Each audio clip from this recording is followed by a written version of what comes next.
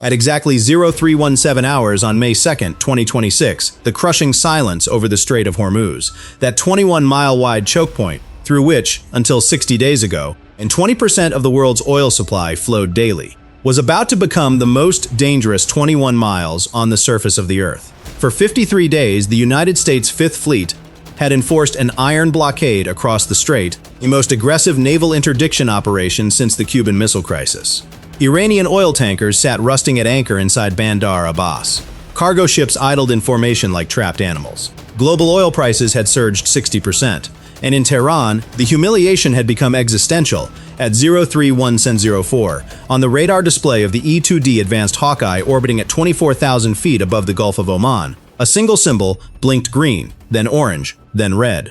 Then 12 more followed it. Within 40 seconds, the number climbed to 31. The tactical data link feeding into the USS Gerald R. Ford's CIC, Combat Information Center, was showing a threat picture that the fleet commander, Rear Admiral Jason Kale, had been specifically briefed about 72 hours earlier. Not as a possibility, as a probability. The IRGC Navy was moving, and they had brought everything. This was not a random act of desperation. What unfolded over the next 22 minutes and 11 seconds would be the most complex naval engagement in the post-Cold War era. A fully rehearsed, multi-domain breakout attempt designed to shatter the blockade, humiliate the Fifth Fleet, and hand Tehran a propaganda victory that could fracture the entire coalition. They had prepared for it for weeks. They had calculated every angle. What they did not calculate was that the Americans had read their operational playbook 3 days before the first Iranian engine turned over. The trap is sprung. The opening move was borrowed from an ancient doctrine but executed with 21st century precision. At 0317 hours, 3 IRGC PACOP-3 fast attack craft, each carrying 2 C-704 anti-ship missiles, detached from a cluster of anchored fishing dhows 14 miles northeast of Kashim Island. They had been hiding there for 11 hours, using the acoustic masking of the commercial vessel traffic that still trickled through the western approaches. Their AIS transponders were dark. Their engines, tuned specifically to reduce thermal bloom, were spinning at just 60% throttle to minimize infrared signature against the MQ-9 Reapers overhead. Simultaneously, and this is the word that will define every phase of this engagement, simultaneously, on the northern shore of the strait near Bandar Ilenge, the tarpaulins covering 3 coastal defense launcher batteries were torn away. What lay beneath were the launcher boxes of the Noor anti-ship missile system, the Iranian reverse-engineered copy of the Chinese C-802, carrying a 165-kilogram warhead, terrain-hugging at wave-top altitude, radar cross-section the size of a seabird. Each launcher carried 4 rounds.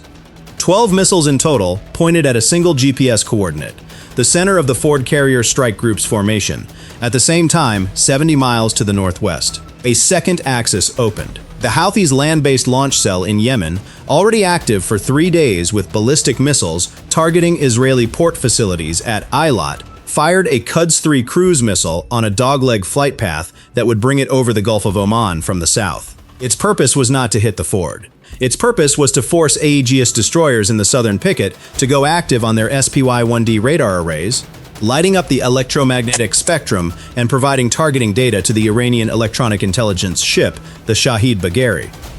Loitering just outside the exclusion zone, the deepest piece of the puzzle was beneath the water.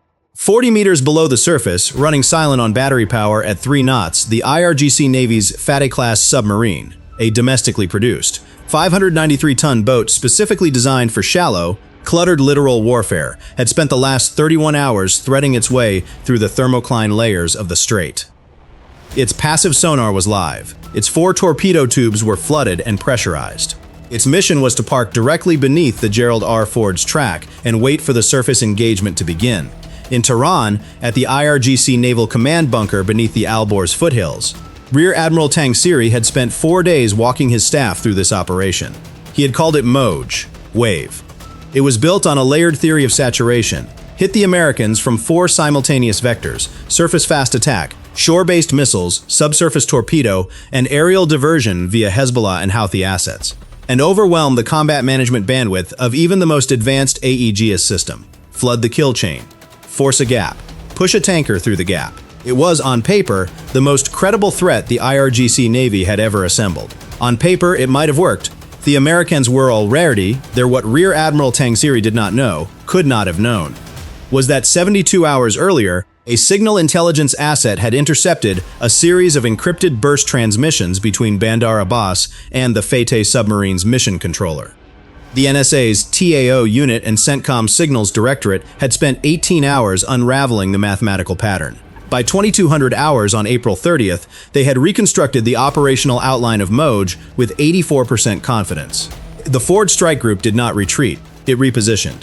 Not away from the threat, into it. By 0100 hours on May 2nd, the formation had reconfigured without emitting a single active radar transmission, navigating purely on preloaded bathymetric charts, passive sonar, and Link 16 encrypted data sharing between ships. The Aegis destroyer USS Thomas Hudner, DDG-116, moved to a position 15 miles ahead of the carrier, its SPY-6 air and missile defense radar in passive standby mode. The USS New Jersey, a Virginia-class attack submarine, had been holding a position directly in the predicted approach corridor of the Iranian Fateh since midnight, its AN/BQQ-10 passive sonar array drinking in every acoustic signature in the water column. On the air side, two FCA-18G Growler electronic attack aircraft were already airborne. Their ALQ-99 jamming pods calibrated specifically to the guidance frequency of the Noor anti-ship missile, the same frequency the Iranian crews had tested publicly at a naval exercise in 2024. Every transmission the Iranians made had been cataloged. Every radar frequency they would use was already loaded into the Growler's electronic order of battle library as a named, tagged target. The P-8A Poseidon maritime patrol aircraft orbiting 20 miles east had deployed a line of HEWAC advanced sonobuoys along the predicted Fateh approach axis 14 hours earlier, creating a passive acoustic tripwire across 15 square miles of seabed. The submarine didn't know it was already inside a net that was being pulled tight from both ends. 0317. Contact track 4477, 4478, 4479, fast movers, bearing 287, speed 45 knots, classified surface combatants. The CIC talker's voice on the Ford was flat, professional, and completely without tremor. He had run this scenario in simulation 47 times in the last 3 months. Tau has the picture. EW contact, Noor acquisition radar, bearing 021. Hawkeye reports Quds-3 cruise missile airborne, bearing 183, tracking north. At the same moment, the New Jersey's sonar supervisor pressed his hydrophone harder against his ears. There it was, the distinctive 68 Hz tonality of a Fateh-class electric motor, bearing 312, range 1400 yards. The Iranian submarine was not beneath the Ford. It was beneath the Thomas Hudner, and it had just opened its torpedo tube outer doors. The transient acoustic spike of pressurized water filling the tubes lit up the sonobuoy array like a signal flare. The next 14 seconds were a cascade of automated and human decisions executed with the precision of a surgical team that had rehearsed the procedure on a live patient. The Hudner's ANSH QQ-89 sonar suite instantaneously relayed the Fateh's position to the New Jersey via TIDES, the Tactical Integrated Defense System. The New Jersey's weapons officer did not request permission. The operational rules of engagement, pre-authorized by CENTCOM at 2315 hours the previous night, gave him the authority to act on a confirmed torpedo door open detection within a 2,000-yard radius. He authorized the shot. A Mark 54 lightweight torpedo left tube 1 of the New Jersey at 0317-19. Guided by its onboard active-passive seeker, the weapon acquired the Fateh's hull within 4 seconds. The Iranian submarine commander, Captain Hosseini, had less than 8 seconds between the moment he detected the active sonar ping and the moment of impact. He ordered a hard turn to port and a snapshot from tube 2 in the same breath. The Iranian torpedo ran hot and straight, and directly into a AN/SLQ-25C Nixie torpedo decoy the Hudner had released 11 minutes earlier when the threat picture first painted. The Iranian weapon followed the decoy's acoustic signature to its noisy grave 900 yards off the Hudner's port quarter. The Mark 54 found the Fateh at 0317-31. The detonation of its 44-kilogram-shaped charge against the Iranian submarine's pressure hull sent a shockwave through the water column, powerful enough to be recorded by seismic sensors in Oman. The Fateh did not sink immediately, but it was finished. It broached in a cascade of escaping compressed air and flooding ballast tanks, its conning tower emerging from the water at a 40-degree angle before the ocean took it. The surf's engagement with the submarine threat neutralized, the full weight of the Aegis grid turned to the surface. The three Paycop 3 fast attack craft were now at 52 knots, slicing through 3-foot swells at full combat throttle, their radar seekers active, painting the Hudner with targeting energy. At 031744, 40 seconds after first contact, the lead craft launched both C-704 missiles simultaneously. The C-704 is not a sophisticated weapon by peer-level standards, but it is fast, it flies low, and it has a radar cross-section that causes problems at close range. The two missiles separated in flight, one tracking low at 5 meters above the wavetops, one pulling up to a pop-up attack profile. This was the textbook Nor variant terminal attack mode. The Iranian crew had trained well. They had not trained against the CRAM Block 2.